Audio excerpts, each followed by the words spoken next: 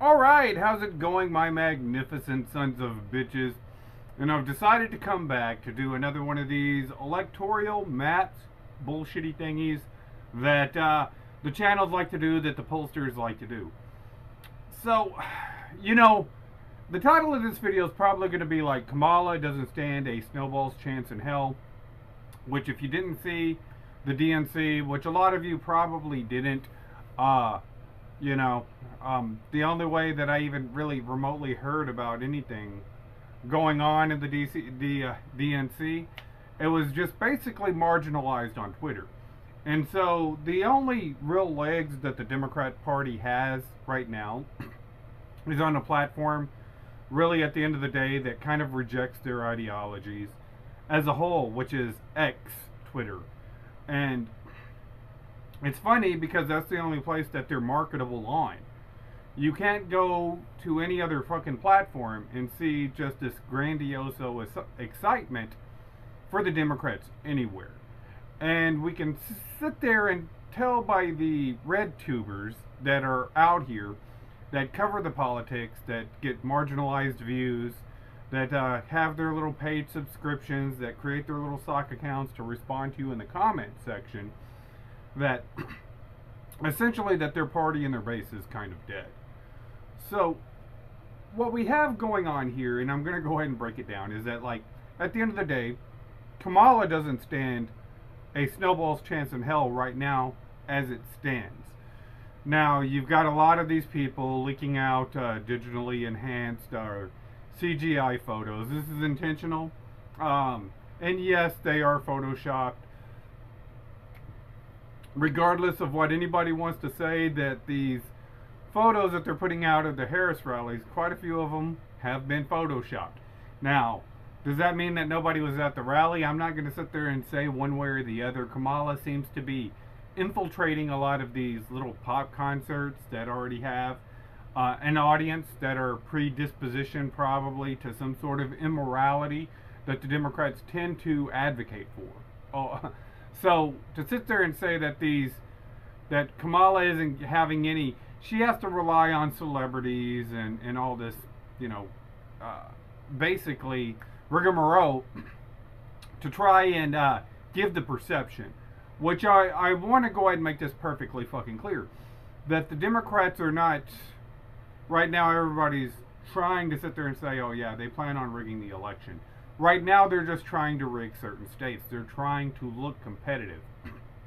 They're not trying to justify to everybody that Kamala is winning nationally, because right now the Democrats don't have a leg to stand on. There's absolutely nothing that they can run on. It wouldn't matter if it was Gavin Newsom, Michelle Obama, if it was Alexandria Ocasio-Cortez. Really, at the end of the day, they probably would have been better off like running with a Hillary Clinton, who already has this shit reputation. And then it wouldn't have really killed Hillary's political career, because Hillary Clinton's political career is already dead. So, not like Kamala Harris had much of a political career. She was, you know, basically came in last place at the DNC primaries in 2020. You know what I'm saying? She wasn't even the first choice for the vice president of the United States. She was the second choice. Fucking Biden wanted Elizabeth Warren, but had to run with Kamala Harris.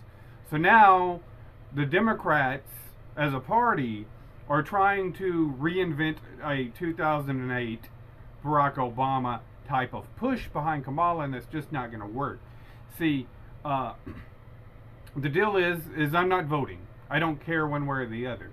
But whenever I go to talk to my Trump friends and why I'm not voting, and explain why neither one of these candidates are probably well off qualified, and why, you know, the whole process right now and the whole government structure as a whole probably needs to be removed, they're not going to listen. They're going to turn out and vote for Trump.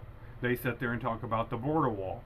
Okay, at least people could sit there and point that there's a problem right now with immigration, as they can see it, you know, every day. There's a better solution than a border wall in a lot of the fucking policies that the Republicans that I've pretty much come up and advocated for about fixing the issue in these Central and South America countries instead of sitting there giving money to go ahead and keep the cartels alive and to keep constant turmoil going south of the fucking border. Why don't we actually try to fix the problem instead of sitting there saying, oh, we need to protect you, because that's the problem. You know, there's enough oil down there to justify going into Mexico and fixing the fucking problem in Mexico and then becoming an energy trading partner with Mexico than there is to sit there and say we need to go ahead and build the wall, because it would be a lot more lucrative to go ahead and bring that money and that financing over here. It just makes sense. It's a pragmatic interpretation of what could be done as an alternative to doing the border wall. I was never a big fan of the border wall. You know what I'm saying? I can go ahead and say, you know, with the fucking Kamikov shit, most of the fucking Operation Warp Speed, this was the death knell as far as me voting again in 2024 or 2024. Yeah, not gonna vote again. That's it. I'm done with this bullshit right here. So I can go ahead and point to Operation Warp Speed, even though I know that that was probably implemented by that 117th Congress that decided that they were going to inflate your currency. Trump could have fought it. He didn't fight it. So, you know, we're looking at Trump the fighter with his little fucking commie fist up in the air, but I haven't seen it yet. It's going to take a lot more than just sitting there with the little commie fist up after you staged it, which I can sit there and say that I believe that the fucking shooting was staged. I can say that. You know who can't say that? Destiny can't say that.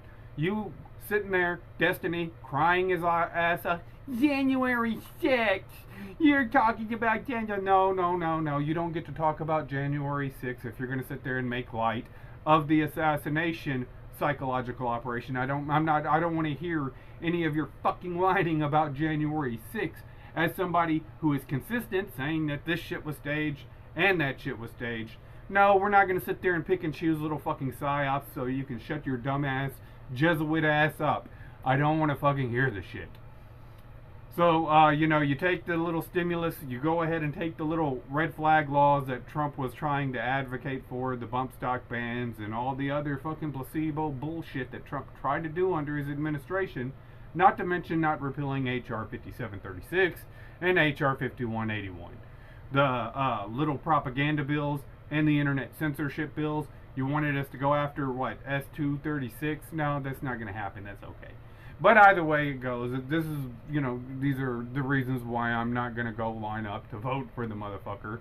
I don't see the reason why I would pick any one of these parties, because they're both pretty trash in my opinions. However, the people that are voting for Trump, they're going to consistently vote for Trump. You know how much Trump shit I see out here? And you know how many people that are strongly voting for Trump that I talk to on a daily basis? Quite a fucking few. And so, they are just fucking, there's just no talking them out of it. You know what I'm saying? They're completely energized. Trump's base, which is marginalized still, just like the Democrat base is marginalized. It's just it's a bigger percentage of the marginalization.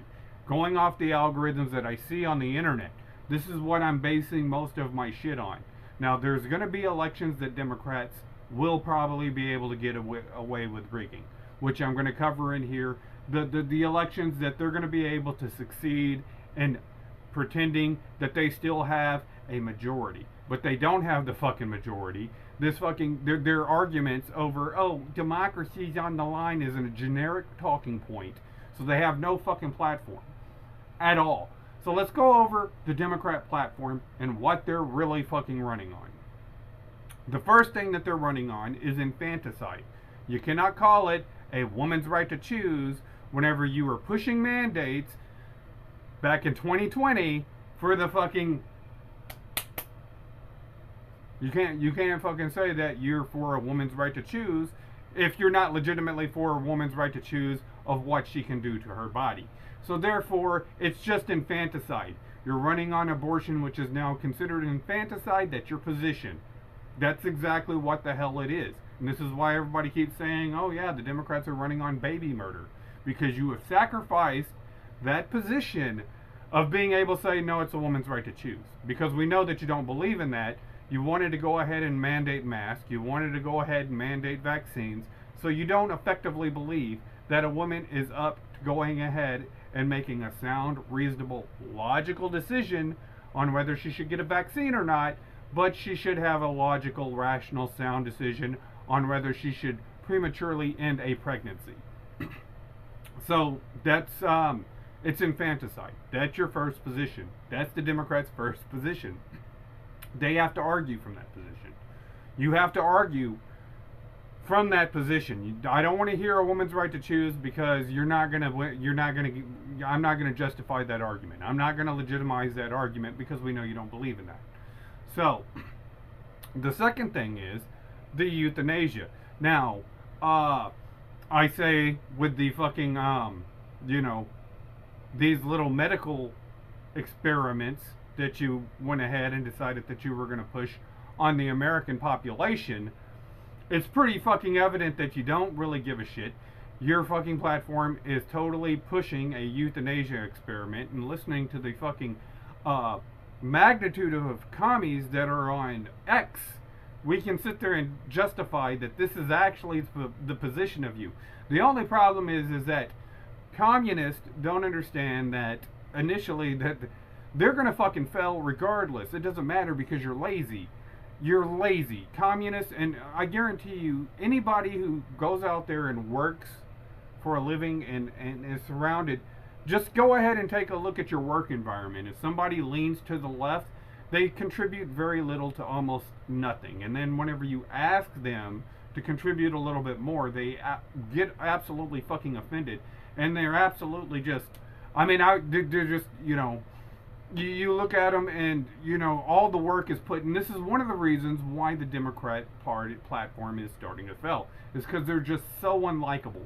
They don't want to contribute anything to society, but they expect to have more and more, and you working for them and giving them more, but they don't want to go ahead and contribute and put in that extra effort to go ahead and, be a team player. So if you're not going to be a team player, you're not going to be able to win any kind of ideological battles. You're not going to be able to win any political battles. A lot of people, and you marginalize yourself from everybody else, and then you point your finger and ridicule and judge everybody else, but you don't want to hold yourself to the same standard. So of course, in the general public, you're just not well received. And like I said, I see this quite a bit. It's generally consistent to the progressive Democrats. Not a lot of people like you, and to be honest with you, you don't even like working with you. You know what I'm saying? You don't like working with other progressive Democrats, because you expect, everybody to go ahead and placate to you, but you don't want to go ahead and contribute. So what makes you think that, you're going to chip in and help each other and work with each other? It's just not going to happen. So, we look at this, and then, you go into their other platform, which is inflation. Now, both parties are partially responsible for inflation. And to be honest with you, you go back to that H.R. 5181 that I was talking about, and that was written by a Republican, to be honest with you. But now we go into inflation. And the Democrat Party, is responsible for at least 61%, probably about 67 or 68% by now, of that inflation. So, we know that, your stimulus packages, your Keynesian economics, has caused all this inflation. What's your solution? It's the same thing with the banks. It's the same thing with the healthcare. You want control over the economy. Well, you created a medical apartheid not but 4 years ago. You went ahead and nationalized most of these fucking banks not more than 16 years ago, and you want us to give you more control. That's just not going to fucking work for society as a whole, especially whenever we haven't seen any returns on our investments from the Democrat philosophies. So with that being said, well, we can go ahead and put inflation to your records. The last thing that you're running on is tax extortion. With your Inflation Reduction Act, which is absolutely fucking hilarious. And this just shows you how hypocritical and just insane that the Democrats are. on one hand, they'll sit there and say we shouldn't give money to Israel, and we shouldn't be funding the genocide of Palestine. In the same fucking breath, they'll sit there and tell you that they need a climate tax to fight climate change. No, you need a fucking climate tax to go ahead and bomb the fuck out of Iran, out of fucking Somalia, Lebanon, and all these other fucking countries, Palestine, and to fucking wipe away their existence. That's why you need the goddamn tax dollars for. So you need to go ahead and take the fucking tax out of my checks, because you're not going to contribute anything to society. You're not going to put any effort or any work. So this is the platform of the Democrats as a whole. So, with that being said, allow me to go ahead and explain what this is exactly why the Democrats are going to absolutely fucking lose. And I guarantee you, if you're a little fucking commie crad out here on the interwebs or whatever the hell, and you want to go ahead and debunk, go ahead, go in the fucking comment section and try to sit there and explain your asinine fucking views of how you're going to make the world better, because I've still yet to see it. I can look at these platforms like X, YouTube, and Facebook, which you've absolutely completely fucking ruined by going ahead, censorship, banning people, terminating accounts, and doing all this other fucking shit to where you almost don't have a fucking audience anymore, and you have to rely on those corporations because they leverage these fucking taxes. There wouldn't be any of these fucking billionaire major fucking corporation motherfuckers if you wouldn't tax the shit out of every other body, out of your own fucking people. There wouldn't be these major corporations. Don't you fucking understand that if everybody could participate in a free fucking economy, you'd have more competition, you would have higher qualities, higher standards, and you would have more wealth being spread around equally than there is with your fucking regulations. So, let's go ahead and get into exactly the ass kicking that is coming in 2024. Because I don't give a fuck what some acidine poll on fucking Twitter says, or any of these national polls. They're still trying to justify their existence. Let's go ahead and see exactly what 2020 is going to look like.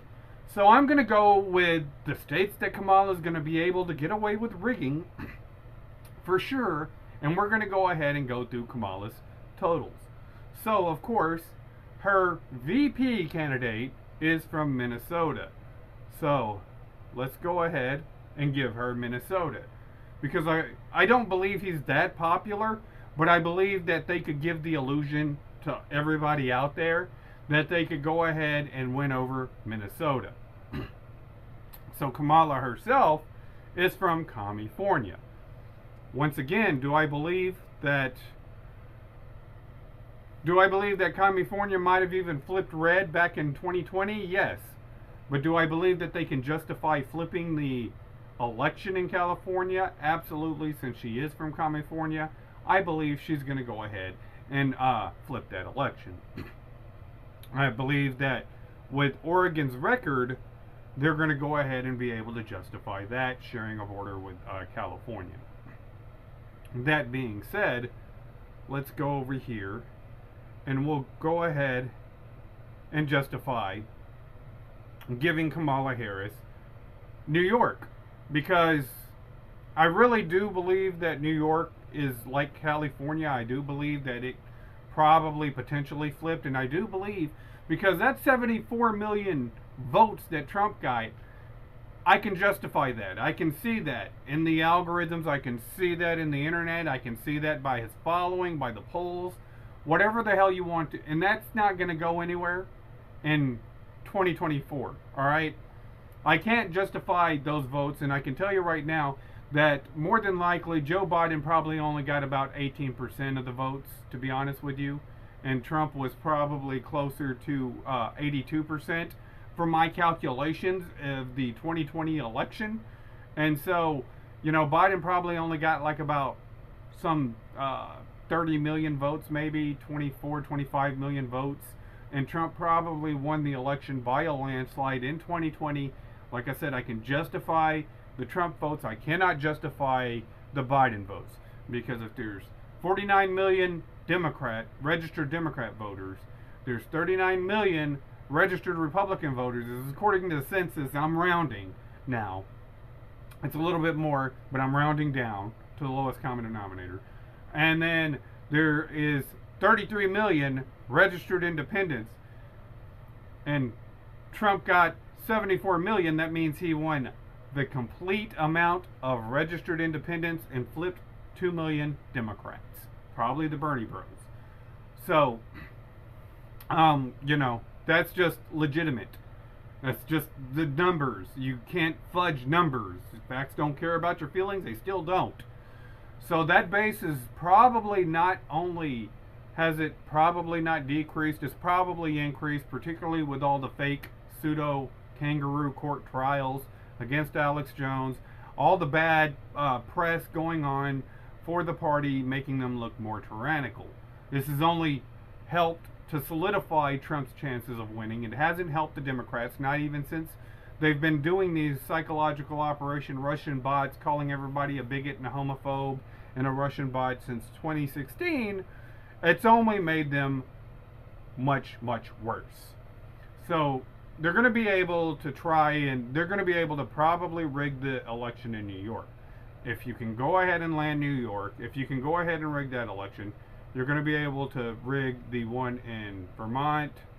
I'm going to go ahead and leave New Hampshire red because I do believe that New Hampshire is going to flip, and I believe Maine's going to flip as well. Massachusetts is going to be able to be rigged. Rhode Island will be rigged. Connecticut will be rigged. New Jersey will likely be rigged again. Delaware will likely, and the reason why is because these tend to vote in a block, so a lot of the people living in Delaware, Connecticut, New Jersey, they all rely on New York, so they all vote along the same party lines. Maryland will be blue, and DC will never not be blue. It's always going to be blue. That being said, we're going to go ahead and give Kamala Virginia as well. Now, Virginia is going to be a harder one to sell, but that's going to be pretty much the last one. And then, of course, we'll give Kamala Hawaii. If I can get this up here. So we'll give Kamala Hawaii. And that's going to be probably the last one that Kamala is going to be able to go ahead and rig proper. So right now we have 172 for Kamala. We have 8 for Donald Trump. Oh, and there's another one more that I'm going to be able to, they're going to be able to rig Illinois. Illinois is just one of those states that tends to base themselves off the New York market. So the, as long as New York is blue, more than likely Illinois will remain blue. So we got Kamala at 191. However, with that being said, a lot of these are working class people, and Kamala and the Democrats as a whole just don't do a lot for working people. And, they're definitely not, flipping any people from Trump right now. And right now, with the policies, the taxes, and this isn't even, because I guarantee you, if that Inflation Reduction Act hits this next month, if it starts, a lot of businesses start closing down because of this Inflation Reduction Act, then it's completely over. It's going to be a landslide. New York is going to flip. Virginia is going to flip. All those surrounding states are going to flip. And then, you could probably see that process continue. If they start to flip and it's over on the East Coast, then your states like Illinois, Minnesota, less and less Democrat voters are going to turn out. And then that's whenever it's going to become an absolute fucking massacre for the Democrats. But that still remains to be seen. I haven't seen the effects right now hit the population of that Inflation Reduction Act. So, right now, I still have Donald Trump pulling off all these states right here. You've got all of this right here.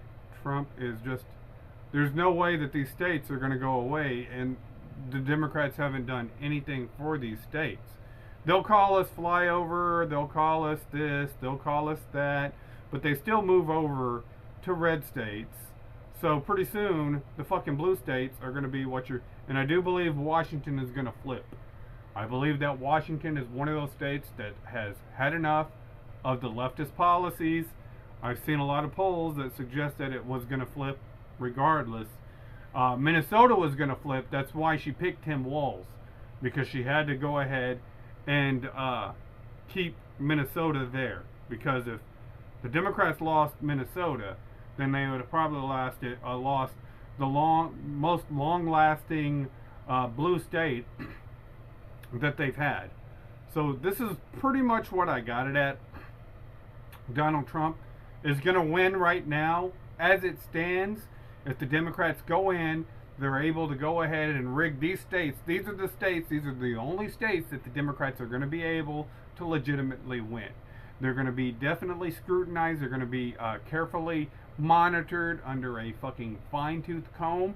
People are going to be looking over this election. They're not going to be able to get away with the tactics that they did back in 2020. So, you know, this should be more of a mandate year. But since they're going to be able to go ahead and get into their certain key states and win those states by ballot dumping and doing the nefarious tactics in these key states, it's not going to be as big of a blowout as it was, you know, under Joe Biden. It's still going to be a blowout, though. And whenever we're going to go ahead and look at it, more than likely the Republicans will end up retaking the Senate. They're going to end up you know, keeping the House. They're going to end up, you know, having more judges over the past year claim the Supreme Court, and the Democrats are going to be hurting for fucking certain for a long, long, long fucking time. If this isn't the death knell in their party. Because, like I said, they don't have any real candidates. So you're going to run Gavin Newsom? Nobody's going to vote for Gavin Newsom. All right? You don't have any legitimate candidates because you have terrible ideas. You don't have a real platform, and you've only wasted the United States time, money, and effort into trying to go ahead and take global control of the world. So that authority, that power, that trust, and that interest, you can go ahead and tell in your social media right now that's absolutely, you know, collapsing in on itself. We could tell by the Silicon Valley banks and shit like that, how that market is starting to dwindle away. Your fucking mainstream media is almost dead. It's on life support right now as it is. Nobody watches the shit or takes any of your psychological operations serious to the point, to the tune of, you know, you have a presidential candidate, former president, almost assassinated, and nobody's buying into it. That's not good for you. That's not a good look for anybody that's working in the mainstream media, that everybody is sitting there and they're all skeptical of Donald Trump's assassination. Nobody's talking about the shit. Nobody's mentioning the shit anymore. Coming up into election season, nobody has any interest into it. The only ones that have any kind of interest in this election are the MAGA voters, which I speculate is about 35% of the country's population. To the Democrats, 2%, and I can go ahead and make this based on your media polls that you took for the January 6th. 20 million people watched January 6th, with only 23% of those motherfuckers actually having confidence in the mainstream media's narrative. Whenever I go and look at your Twitter trends and shit, and they top off at 4.6 million, well, it's pretty fucking consistent that you only have about 2% of the population supporting your efforts as the Democrats. But I can go ahead and guarantee you that that fucking Trump base, and I'll be friendly, I'll give you 6 to 10 million, maybe 15 million. That's about as friendly as I can give you, which is probably twice as much as the actual percentages you actually got. But whenever we go ahead and look at the fucking Trump base, it's probably at about 100 to 116 million right now. So anyways, I'm going to go ahead and wrap this video up. I figured since I had a few days off, I have a couple of days off finally, because guess what, you know, some of the, you know, it's the same old thing where I work at right now. You can't get people to show up, and you can't get people to be, you know, consistent and reliable. Well, you know, people like myself have to work over. You're putting the burden on everybody else. This is another one of the reasons why a lot of people have a great disdain for a lot of the leftists and the progressives in society today, because they contribute so little, but they expect everything. So anyways, you people tell me what you think. You like, sub, do the shit the internet tells me to do to get over. And for now, I'm out.